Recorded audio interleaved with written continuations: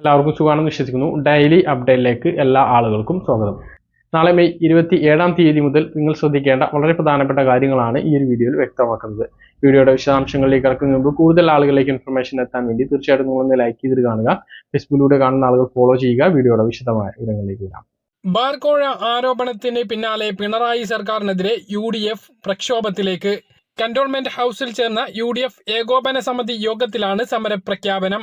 ആദ്യ പരിപാടിയായി UDFിലെ ഘടകകക്ഷികൾ അവരുടെ രീതിയിൽ പ്രക്ഷോഭം സംഘടിപ്പിക്കും. ജുഡീഷ്യൽ അന്വേഷണം ആവശ്യപ്പെട്ട് നിയമസഭയ്ക്ക് അകത്തും പുറത്തും ശക്തമായി വിഷയം ഉന്നയിക്കും. പ്രവാസി ക്ഷേമം എന്ന വ്യാജേന സംഘടിപ്പിക്കുന്ന കോടിക്കണക്കിന് രൂപ ധൂർത്തായി പൊടിക്കുന്ന ലോക കേരള സഭയിൽ UDF നേതാക്കൾ പങ്കെടുക്കില്ല എന്നും മുന്നണി കൺവീനർ MM ഹസൻ വ്യക്തമാക്കി. സ്പീക്കർ അധ്യക്ഷനായി നിയമസഭയുടെ മാതൃകയിൽ ലോക കേരള സഭ എന്ന ആശയത്തോട് UDFന് വിയോജിപ്പുണ്ട്.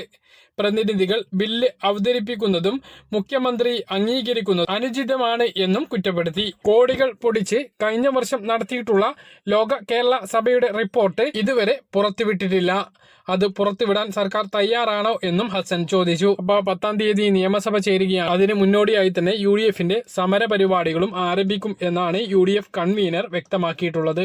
മദ്യനയത്തിൽ ഇതുവരെ യോഗം നടന്നിട്ടില്ല എന്ന എക്സൈസ് മന്ത്രിയുടെ വാദം പൊളിച്ച് മദ്യനയത്തിന്റെ യോഗം വിളിച്ച സൂം മീറ്റിന്റെ ലിങ്ക് ഉൾപ്പെടെ പുറത്തുവിട്ട് പ്രതിപക്ഷ നേതാവ് VD സതീശൻ.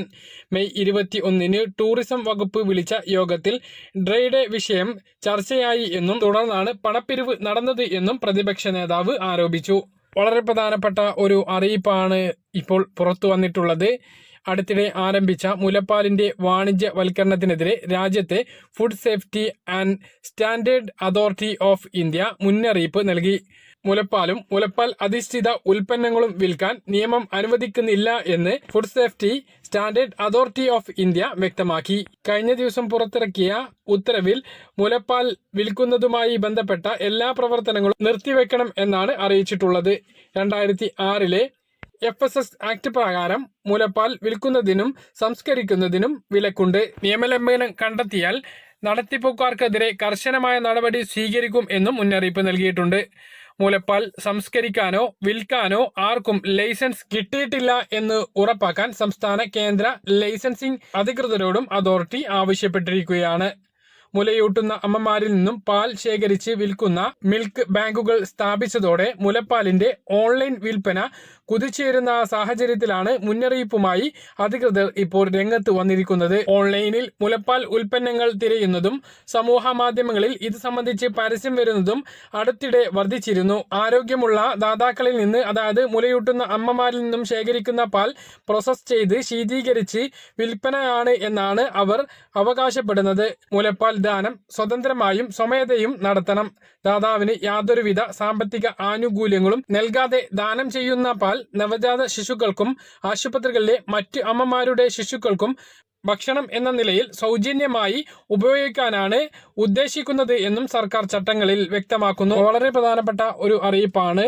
ഓൺലൈനിലേക്ക് അടുത്തിടെ മുലപ്പാലും മുലപ്പാൽ ഉൽപ്പന്നങ്ങളും വിൽപ്പനയ്ക്ക് വെച്ചിരിക്കുകയാണ്. അത് വിൽക്കുന്നതും വാങ്ങുന്നതും എല്ലാം നിയമവിരുദ്ധമാണ് എന്ന് പ്രധാനമായിട്ട് ഓർക്കുക.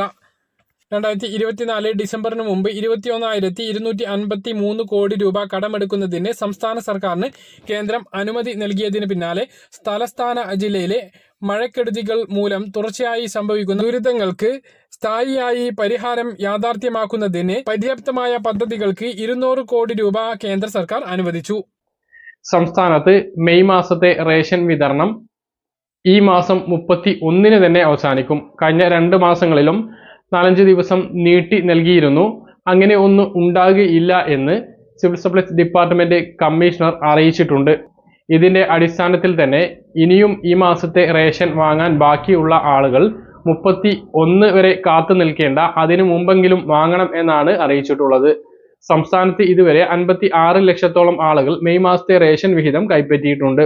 മാത്രമല്ല, കാലവർഷം എത്തുന്നത് കൊണ്ട് തന്നെ താഴ്ന്ന പ്രദേശങ്ങളിലെ NFSA ഗോഡൌണുകളിലും റേഷൻ കടകളിലും വെള്ളം കയറാനുള്ള സാധ്യതയുണ്ട്. ഇത് മുൻകണ്ടുകൊണ്ട് അതിനു വേണ്ടിയിട്ടുള്ള നടപടികൾ ആരംഭിക്കാൻ റേഷൻ ഇൻസ്പെക്ടർമാർക്ക് കമ്മീഷണർ നിർദ്ദേശം നൽകിയിട്ടുണ്ട്. ഇതിന്റെ അടിസ്ഥാനത്തിൽ കൂടിയായിരിക്കും നിലവിലുള്ള സ്റ്റോക്കുകൾ പരമാവധി റേഷൻ കടകളിലേക്ക് എത്തിക്കുക എന്നുള്ള ലക്ഷ്യത്തോടു കൂടിയിട്ട് ഈ മാസത്തെ റേഷൻ വിതരണം 31-ന് തന്നെ അവസാനിക്കുന്നത്. പിന്നീട് ജൂൺ 1-ാം തീയതി ശനിയാഴ്ച റേഷൻ കട അവധിയായിരിക്കും. ഞായറാഴ്ച പതിവ് പോലെയുള്ള അവധിക്കും ശേഷം ജൂൺ 3-ാം തീയതി തിങ്കളാഴ്ച മുതലാണ് ജൂൺ മാസത്തെ റേഷൻ വിതരണം ആരംഭിക്കുക എന്നും കമ്മീഷണർ അറിയിച്ചിട്ടുണ്ട്. അപ്പോൾ എല്ലാ ആളുകളും ശ്രദ്ധിക്കുക. ഇനിയും ഈ മാസത്തെ റേഷൻ വാങ്ങാൻ ഉണ്ട് എങ്കിൽ 31 വരെ മാത്രമേ അവസരമുള്ളൂ. അവസാന ദിവസങ്ങളിലെ തിരക്ക് ഒഴിവാക്കുന്നതിന് വേണ്ടിയിട്ട് തിങ്കളാഴ്ച മുതൽ തന്നെ റേഷൻ വാങ്ങാൻ വേണ്ടി ശ്രദ്ധിക്കുക. വളരെ പ്രധാനപ്പെട്ട ഒരു അറിയിപ്പാണ്. മറ്റൊരു പ്രധാനപ്പെട്ട അറിയിപ്പ്, റേഷൻ കടയിൽ നിന്നും മട്ടയരി ലഭിക്കുമ്പോൾ അത് പാചകം ചെയ്യുന്നതിന് മുമ്പ് ചുടുവെള്ളത്തിൽ കഴുകണം എന്നുള്ളതാണ്. അത് ചുടുവെള്ളത്തിൽ കഴുകുമ്പോൾ പല സ്ഥലങ്ങളിലും കളർ ഇളകി വരുന്നത് കണ്ടിട്ടുണ്ട്. അത് കൈ കൊണ്ട് കഴുകുമ്പോൾ കൈയിൽ മെഴുക് രൂപത്തിൽ പറ്റിപ്പിടിക്കുന്ന ഒരു അവസ്ഥ ഒരു സ്ത്രീക്ക് ഉണ്ടായി. അത് സിവിൽ സപ്ലൈസ് ഡിപ്പാർട്ട്മെന്റും ഭക്ഷ്യസുരക്ഷാ വകുപ്പും പരിശോധിക്കുകയും ചെയ്തിട്ടുണ്ട്. അപ്പോൾ ഇതിൽ ഗുരുതരമായിട്ടുള്ള എന്തോ മായം കലർന്നിട്ടുണ്ട് എന്നാണ് വിലയിരുത്തൽ. അത്തരം അരികൾ ഭക്ഷ്യയോഗ്യമല്ല എന്ന വിലയിരുത്തലിന്റെ അടിസ്ഥാനത്തിൽ അത് മാറ്റിവെക്കാൻ വേണ്ടിയിട്ടും തീരുമാനിച്ചിട്ടുണ്ട്. നിങ്ങൾക്ക് ആർക്കെങ്കിലും ഇതിനു മുമ്പ് ആ ഒരു അരി കിട്ടിയിട്ടുണ്ട് എങ്കിൽ അത് ചുടുവെള്ളത്തിൽ കഴുകുക. സാധാരണ നമ്മൾ പച്ചവെള്ളത്തിലാണ് അരി കഴുകാറുള്ളത്. ചുടുവെള്ളത്തിൽ തന്നെ കഴുകാൻ വേണ്ടിയിട്ട് ശ്രദ്ധിക്കുക. പ്രത്യേകിച്ച് മട്ടയരിയിലാണ് ഇങ്ങനെ ഒരു ചുവന്ന കളർ ഉള്ളത്. അപ്പൊ എല്ലാ ആളുകളും ശ്രദ്ധിക്കുക. ഈ മാസത്തിൽ അനുവദിച്ചിട്ടുള്ള ഭക്ഷ്യവിധങ്ങൾ ഇനി വാങ്ങാൻ ഒരാഴ്ച മാത്രമാണ്. ഈ മാസം നീട്ടി നൽകില്ല എന്ന് ഉറപ്പായിട്ടുണ്ട്. അതുകൊണ്ട് തന്നെ കൃത്യമായിട്ട് എല്ലാ ആളുകളും വാങ്ങുക. പിന്നെ അടുത്ത മാസം മസ്റ്ററിംഗ് ഉണ്ടാകും. ആ കാര്യം കൂടി എല്ലാ ആളുകളും മനസ്സിലാക്കുക. സംസ്ഥാനത്ത് ഇലക്ഷന് മുമ്പ് 3 മാസത്തെ പെൻഷൻ 7 മാസത്തേത് കുടിശ്ശികയുണ്ടായപ്പോൾ വിതരണം ചെയ്തതിന് ശേഷം ഏപ്രിൽ മാസം മുതൽ അതാത് മാസത്തെ പെൻഷൻ വിതരണം ചെയ്യും എന്ന് പറഞ്ഞിരുന്നു എങ്കിലും സർക്കാരിന് അത് സാധിച്ചിരുന്നില്ല. ഇപ്പോൾ മെയ് അവസാനത്തോടു കൂടിയിട്ട് ഈ പെൻഷൻ വിതരണം ആരംഭിക്കുകയാണ്. ഇതിന്റെ നടപടികളാണ് ചൊവ്വാഴ്ച മുതൽ ആരംഭിക്കുന്നത്. ചൊവ്വാഴ്ച കടപ്പത്ര ലേലത്തിലൂടെ 3500 കോടി രൂപ കടമെടുക്കുകയാണ്. ഇതിന് മുന്നോടിയായിട്ട് തന്നെ 900 കോടി രൂപ ധനവകുപ്പ് പെൻഷൻ വിതരണത്തിന് വേണ്ടിയിട്ട് അനുവദിച്ചിട്ടുണ്ട്. ഈ ഒരു തുകയുടെ വിതരണം ബുധനാഴ്ച മുതൽ നടത്തും എന്നും അറിയിച്ചിട്ടുണ്ട്. ഇതിന്റെ അടിസ്ഥാനത്തിൽ 62 ലക്ഷം പെൻഷൻ ഗുണഭോക്താക്കളിൽ മസ്റ്ററിംഗ് പൂർത്തീകരിച്ച എല്ലാവർക്കും പെൻഷൻ ലഭിക്കും എന്നും അറിയിച്ചിട്ടുണ്ട്. ഇതിൽ കേന്ദ്രവിഹിതം ലഭിക്കുന്ന 8 ലക്ഷത്തോളം ആളുകൾക്ക് 500, 300, 200 എന്നിവയുടെ കുറവുണ്ടാകും. അത് പിന്നീട് അവർക്ക് അക്കൗണ്ടിലേക്ക് ലഭിക്കുകയാണ് ചെയ്യുക. ഇത് പറയുമ്പോൾ പ്രധാനമായിട്ടും പറയേണ്ടത്, പല ആളുകളും കമന്റിൽ ചോദിക്കുന്നത് കണ്ടു, മുമ്പ് ലഭിക്കാത്ത ആ ഒരു തുക ലഭിക്കുമോ എന്ന്. അത് മുമ്പ് ലഭിക്കാത്തത് എന്താണ് എന്ന് നിങ്ങൾ പരിശോധിക്കണം. കാരണം നിങ്ങളുടെ പെൻഷൻ രേഖയിലും നിങ്ങളുടെ നൽകിയിട്ടുള്ള ആധാർ രേഖയിലും പൊരുത്തക്കേടുകൾ ഉണ്ട് എങ്കിൽ, പേരിലോ അഡ്രസ്സിലോ എന്തെങ്കിലും മാറ്റങ്ങൾ ഉണ്ട് എങ്കിൽ നിങ്ങൾ കൃത്യമായിട്ട് പുതിയ ആധാർ കാർഡ് അപ്ഡേറ്റ് ചെയ്ത് ആധാർ കാർഡിന്റെ കോപ്പി അതായത് പഞ്ചായത്തുകളിൽ സമർപ്പിച്ച് സേവനയുടെ വെബ്സൈറ്റിൽ അത് അപ്ഡേറ്റ് ചെയ്യിക്കേണ്ടതുണ്ട്. എങ്കിൽ മാത്രമേ കേന്ദ്രവിഹിതം നിങ്ങളുടെ ബാങ്ക് അക്കൗണ്ടിലേക്ക് ലഭിക്കുകയുള്ളൂ.